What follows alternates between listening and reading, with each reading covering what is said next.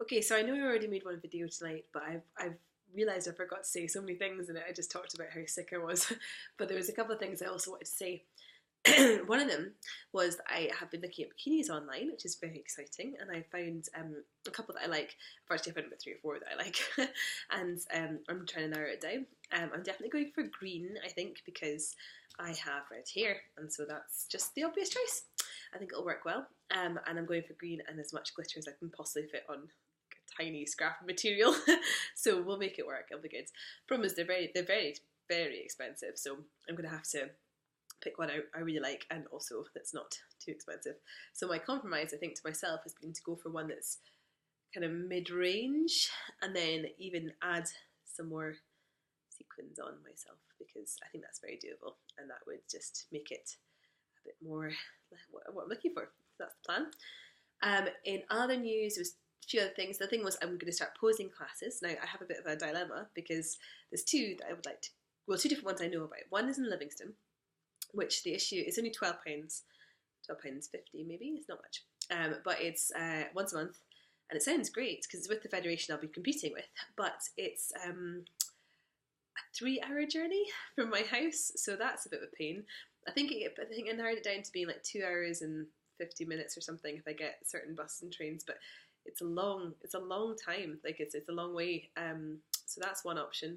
And then the other option's in Glasgow, which is great in the West End, and again it sounds really good, but it's £50 for 2 hours, which I think is it's quite steep. I think if you work it out, and Jonathan was saying this as well, like each hour is £25, which seems quite reasonable, but when it's £12 for the other one, but then travel costs and travel distance means it's both of them are expensive. I just kind of wish I lived in Livingston right now. It just seems a bit unfair to pay £50 when you could pay 12. Anyway, that's that. And then the other news was, it's not really news, it's more I'm looking for advice because, so as you all know, not that I talk about it ever, I'm a vegan, who knew?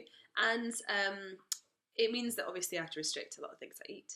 But one thing I can have, and do have in abundance, is peanut butter.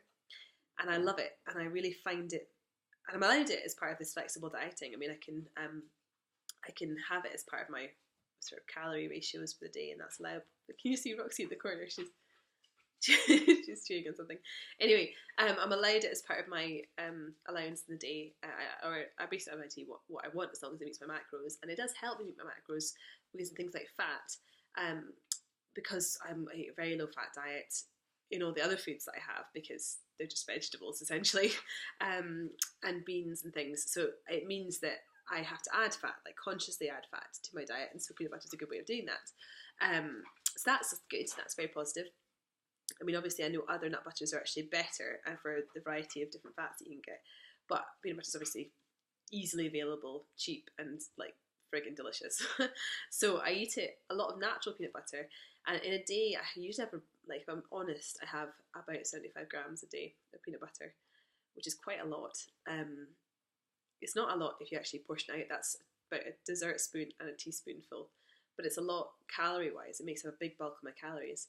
And I also find that I still want more. Like, I find it very hard to stop myself there, and I'm looking for advice actually from anybody who can tell me a good way to portion control your peanut butter. If anyone can tell me like a tip for how I might make sure that I'm being careful about how much I eat during the day, and I'm just so tempted by it, because when you restrict so many other things, like, it's one thing that I just find very hard not to have. And it's such a, I think my body's probably crying out for it in some ways, because it's like fatty and tasty, and there's not many things I eat that are like that.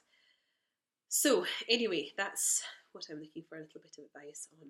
I hope you enjoyed the second video. I just had forgotten to say so many things, and I kept thinking I'll do it at some point. Anyway, I will speak to you next week.